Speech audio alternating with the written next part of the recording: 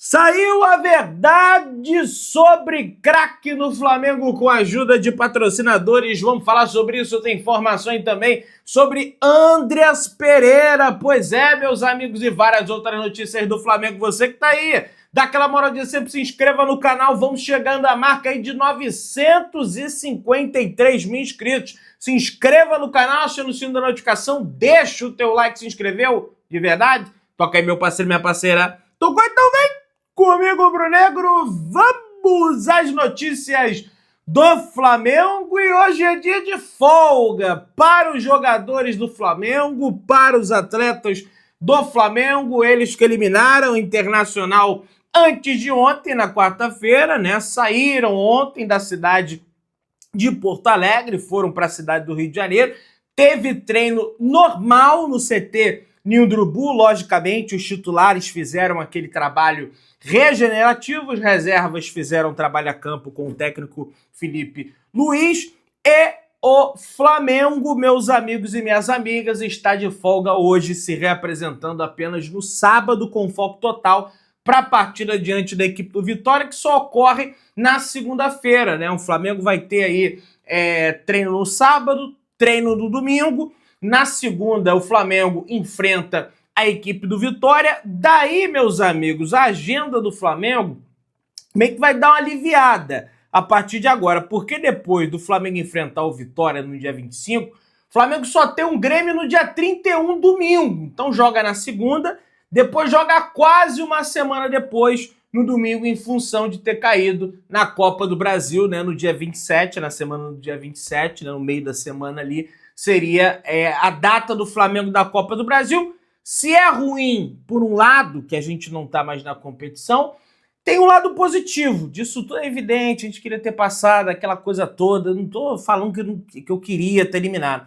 Vai ter um lado que vai dar para descansar os atletas, vai dar para recuperar direitinho, vai treinar. Depois do Grêmio vai ter a data FIFA, tudo bem que a gente perde ali determinados jogadores, né? Aliás, vários jogadores que a gente vai perder, tem vários aí na pré-lista do Ancelotti. Daqui a 3 dias, na segunda-feira, a gente vai saber qual é essa lista do técnico italiano. Mas em relação a descansar, poupar jogadores, isso não vai acontecer, porque o Flamengo jogou contra o Inter na quarta-feira, né? Veja, até a segunda-feira você tem quinta, sexta, sábado, domingo, segunda. 5 dias aí, porque o jogo ainda é só 9 horas da noite para recuperar os atletas. Depois você tem terça, quarta, quinta, sexta, sábado, domingo. 6 dias para recuperar os atletas, e aí só volta a jogar no dia 13, porque joga no dia 31 de setembro, né? No dia 31 de agosto, corrigindo, contra o Grêmio, e aí só joga contra o Juventude no dia 13 de setembro em Caxias do Sul, fora de casa. Aliás, partida essa que o Flamengo não vence desde 1997, o Flamengo não ganha do Juventude jogando em Caxias do Sul. O Flamengo ganha do Palmeiras fora, o Flamengo ganha do Grêmio fora, o Flamengo, sabe, ganha de vários adversários, mais do Juventude em Caxias do Sul. É um negócio impressionante. Desde que eu nasci, o Flamengo não consegue uma vitória lá. Vou pedir até, porque eu estou fazendo pós-jogo, não consigo fazer pergunta na coletiva, mas alguém, Felipe deve saber disso, mas tem que, nesse jogo contra o Grêmio, tem que se atentar a isso, para que o Flamengo quebre essa marca também e consiga vencer lá até esqueci o nome do estádio do Juventude, porque desde 1997, Alfredo Jaconi, isso aí, Alfredo Jaconi, o estádio da equipe do Juventude, não sei o que tem lá, alguma coisa, mas vamos embora para quebrar essa marca, beleza? Minha galera, negócio é o seguinte, abemos umas quartas de finais, uma quarta de final da Copa Libertadores da América. Todos os times já foram definidos. Na terça-feira, o São Paulo eliminou a equipe do Atlético de Nacional. Ontem, o Chora-Fogo. Ixi! Vai ter que chamar o texto, hein, Chora-Fogo? Vou te contar uma história, hein? Eliminado, é brincadeira. Coisa linda, coisa boa, coisa rica. Caiu para a LDU jogando lá no Morro. Eu falei, ó, vocês vão ganhar de 1-0. do Botafogo da LDU lá no Enche não, vocês estão ferrados para jogar lá. Dito e feito, tomaram de 2-0. E aí depois o pessoal ficou reclamando que o Flamengo empatou com a LDU lá, né? Lembra? Que eu falei, olha, aqui é difícil, aqui é complicado, foi 0-0, né? Eu tava lá, né? O River Plate passou do Libertad nos pênaltis, quase se embananou o River Plate, e o Palmeiras foi cumprir tabela com o Universitário, que já tinha vencido por 4 fora de casa, foi 0-0 jogando em casa, passou.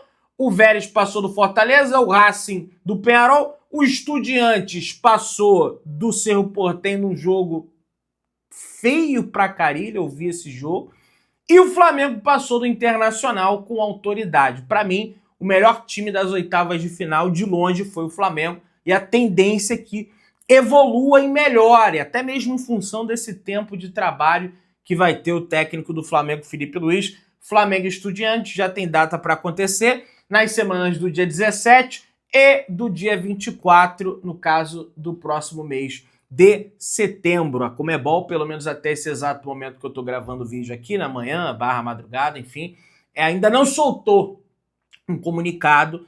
Deve soltar hoje, ao longo do dia, aí, das datas das partidas, né? Tem as escolhas, tem que ver aonde vai ser transmitido o jogo do Flamengo, vai ser na ESPN, vai ser na Globo, enfim, tem isso tudo ainda para ser posto. Talvez a Globo escolha aí Palmeiras e River Plate, né? Porque, enfim, é um jogo pesado, né? Por mais que o Flamengo dê mais audiência, é um jogo enrascado ali para o Palmeiras pegar o River Plate. Apesar que esse River Plate aí, vou te falar um negócio, olha, é um jogo mais equilibrado do que Flamengo e Estudiantes. Acho que o Flamengo tem tudo para passar do Estudiantes, desde que jogue sério.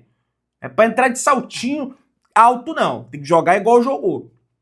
Então talvez a televisão escolha do Palmeiras. Apesar que esse River Plate aí não tá jogando porcaria nenhuma, né? Quase foi eliminado pro Libertad. Beleza? Vamos avançando. De Arrascaeta está a 3 gols de igualar a temporada mais artilheira que ele teve na carreira, que foi em 2019. Em 52 jogos oficiais pelo Flamengo, ele marcou 18 gols e deu 19 assistências naquele ano maravilhoso. Nesse ano, são 40 partidas e o uruguaio fez 15 gols e serviu 11 vezes os seus companheiros, e isso tem muita explicação em função da preparação física que foi feita com o De Arrascaeta, né? Ele foi preparado direitinho para essa temporada, teve um trabalho já na pré-temporada visando isso, foi entrando aos poucos, você viu que ele entrava pouco de início, né? E agora já consegue completar vários jogos de 90 minutos e, o mais importante, né? Sem ter lesão. Uma outra coisa que eu queria falar aqui para vocês, até em relação a Libertadores, é que não sei se é inédito, não sei se esse fato é inédito, mas nas quartas de final só tem campeão da Libertadores, tá? O Vélez já foi campeão, o Flamengo, o Estudiantes, o São Paulo, o LDU, River Plate, o Palmeiras, tem esse fato também. É o duelo dos campeões e dos 3 brasileiros, né? São Paulo, Palmeiras e Flamengo, contra 4 argentinos, Vélez, Racing, Estudiantes, River Plate e um equatoriano, que é a LDU, tá? Então tem essa situação interessante para passar aí para vocês. Galera, o Danilo deu entrevista à Flamengo TV falando sobre o momento do Flamengo, avaliando o momento do Flamengo, e ele disse o seguinte: é um momento importante da temporada. A gente passar essa eliminatória da forma que foi muito bom. Segunda-feira é mais uma oportunidade de tanto time quanto de torcida demonstrar essa união, essa sinergia. E assim fazer uma grande festa, um grande jogo mais uma vez para que a gente possa trabalhar bem e conseguir vencer o jogo. De fato, né? É importante o Flamengo vencer esse jogo para manter a manutenção da liderança do Campeonato Brasileiro. O Palmeiras tem o Sport dentro de casa, provavelmente vai vencer. Venceu no primeiro turno, é verdade, o Sport com um pênalti ridículo, roubado, né? Lógico, não tem como eu provar que foi roubado, mas força de expressão, né? Que não era para ser marcado para o Palmeiras. Mas, enfim, tudo bem. Vamos ver como é que vai ser esse confronto. O Felipe Luiz também falou na Flamengo TV, mas sabe com o que ele falou? com o Zico. Nada mais, nada menos que o Galinho de Quintino, que agora tem o seu programa na Flamengo TV, o Resenha com o Galinho, e ele falou que dorme pouco, certamente menos que 8 horas, galera. Olha aí, estou dormindo bem, na maioria das vezes não durmo 8 horas, acordo durante a noite com ideias, com pensamentos sobre equipe. É um momento onde vem muitas ideias. É uma pena porque eu não descanso, porque a cabeça fica trabalhando.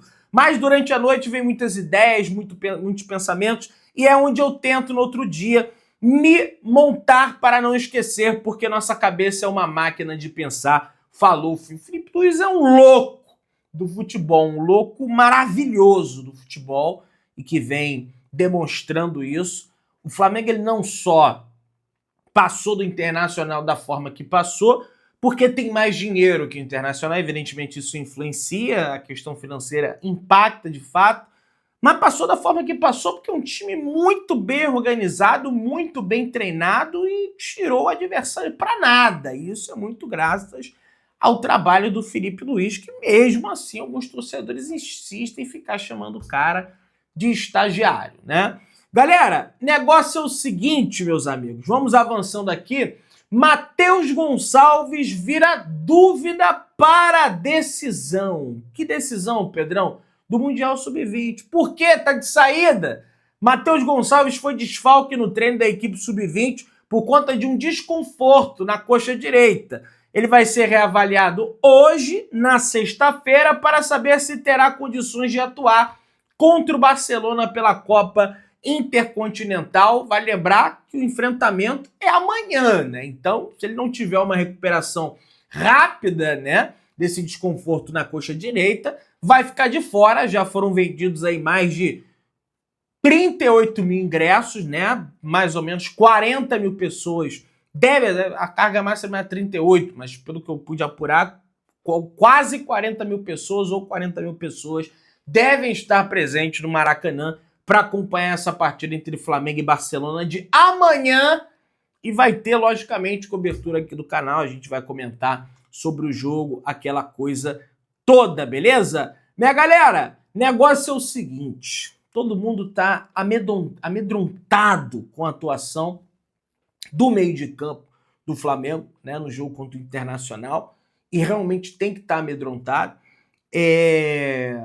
Isso motiva também, de certa forma, o nosso jogador que está lesionado, o Pulgar, a querer voltar mais rápido. As pessoas ali que cercam o Pulgar dizem que ele está se recuperando muito bem, está melhorando bem, está fazendo lá o trabalho de fisioterapia, evidentemente. A tendência é que já no mês de setembro ele faça o período de transição para o gramado, talvez fique à disposição do segundo jogo contra o Estudiantes lá em La Plata, no estádio único do Estudiantes. E, cara, o que mais chama a atenção é que você vai pegar os números, né, do Jorginho com o Saúl Ñíguez, que jogaram juntos no Chelsea e agora jogam juntos no Flamengo. É impressionante. Eles nunca perderam um jogo jogando juntos.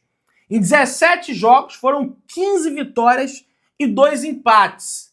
Além disso, os dois jogando juntos, quando jogando juntos, passaram 10 jogos sem sequer sofrer um gol. É impressionante o que essa dupla de volante é capaz de fazer numa partida de futebol e que continue naturalmente fazendo no Flamengo. O Diário AS, né, jornal espanhol, rasgou elogios ao Saúl após a vitória em cima do Internacional. Saúl ganha. O meio espanhol deu seus melhores minutos desde que chegou ao Brasil e dominou o jogo no segundo tempo.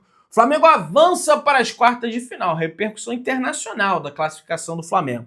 Saúl não jogou um minuto sequer no jogo de ida, mas foi titular alguns dias depois do Brasileirão e também na Libertadores contra o Internacional, e dessa vez era a grande aposta de Felipe Luiz para garantir as quartas de final.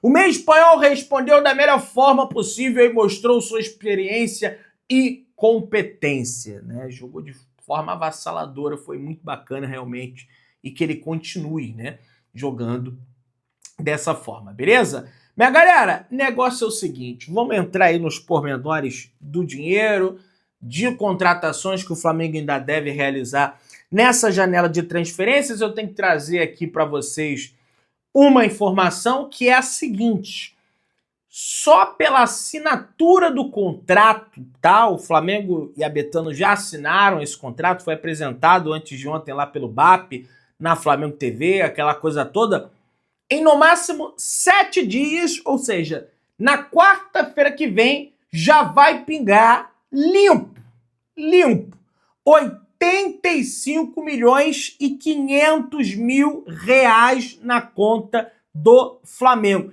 Isso já, tá? Eu tô falando já na próxima quarta-feira. Conversei com um, vai ajudar em contratação, coisa e tal. Vai. Mas esse ano é só esse dinheiro que entra. Até porque aí no dia 10 de janeiro de 26 entram mais 128 milhões e 500. No dia 10 de maio de 26 entram 64 milhões e 125. 10 de setembro de 26, 64 milhões e 125. Aí, enfim, sucessivamente vai caindo, vai pingando esse dinheiro, somando aí no final das contas uma quantia robusta, né, de 900 milhões de reais, praticamente quase 1 bilhão de reais na conta do Flamengo, mas já tendo os 85 milhões de reais pingando agora, tá? O Flamengo tá satisfeito com o seu elenco, tá? Entretanto, digamos assim, que não é uma satisfação que ela é 100%, tá? Tem a questão do gol, que é muito delicada, sobretudo porque se precisar usar o goleiro reserva, isso é o que as pessoas falam, o goleiro reserva falha, já vai vir aquele debate, pô, não contratou outro goleiro, o cara já assinou um pré-contrato, coisa e tal, então querem o goleiro em função disso, não é porque o Rossi tá mal, não tem nada a ver, tá? E as decisões, mas as decisões dentro do Flamengo, elas são tomadas exclusivamente pelo departamento de futebol, pelo Felipe Luiz. Uma coisa é a Betano, isso aí falando com pessoas, a Mônica Alves até apurou alguma coisa nesse sentido. Uma coisa é a Betano pegar e pagar o dinheiro ao Flamengo, que é do patrocínio, que vai daqui na quarta-feira cair os 85 milhões e 500. Uma coisa é isso. Outra coisa é a Betano pegar, contratar o jogador e toma aí, Flamengo. Isso, pelo que eu pude ouvir de algumas pessoas, saiu uma matéria no Jornal Globo em relação a isso, respeito a matéria, não estou aqui para ficar desmentindo ninguém, mas isso não deve acontecer, tá? Isso não deve acontecer, não é a tendência que aconteça isso. O Flamengo, ele nunca se notabilizou por um patrocinador, assim como foi a Parmalat no Palmeiras, por exemplo, ficar contratando o Flamengo geralmente com seus recursos. Teve até lá em 95, né, com a ISL, né, que, enfim, numa parceria que trouxe o Romário, trouxe Edmundo, mas a Betano não vai fazer isso, tá? A Betano não vai fazer isso. As contratações que chegam no Flamengo, elas chegam via recursos do Flamengo. Então essa história do que o craque, coisa e tal, é porque eu não gosto de ficar aqui desmentindo ninguém, colega, sabe? Mas não deve rolar. Tem aí uma história do Andrés Pereira, que o Palmeiras sondou de novo a contratação dele. A própria Raíssa trouxe isso ontem. Só que o cara, ele já botou na cabeça dele que se ele, porventura, voltar ao Brasil, ele quer jogar no Flamengo. Ele não quer jogar por outro clube no futebol brasileiro, a não ser o Flamengo. E se o Flamengo fizesse uma proposta por ele, ele aceitaria. Agora, o Flamengo não pretende fazer proposta por ele, em função de tudo que aconteceu, aquela falha. E aí não sou eu que estou dizendo, tá? É a própria instituição, tá? Tem muito torcedor que é a favor, tem outros que são contra, né? Já observei bastante isso. Enfim, você que tá aí, se inscreva no canal, achando o sino da notificação, deixa o teu like, tamo junto, saudações rubro-negras.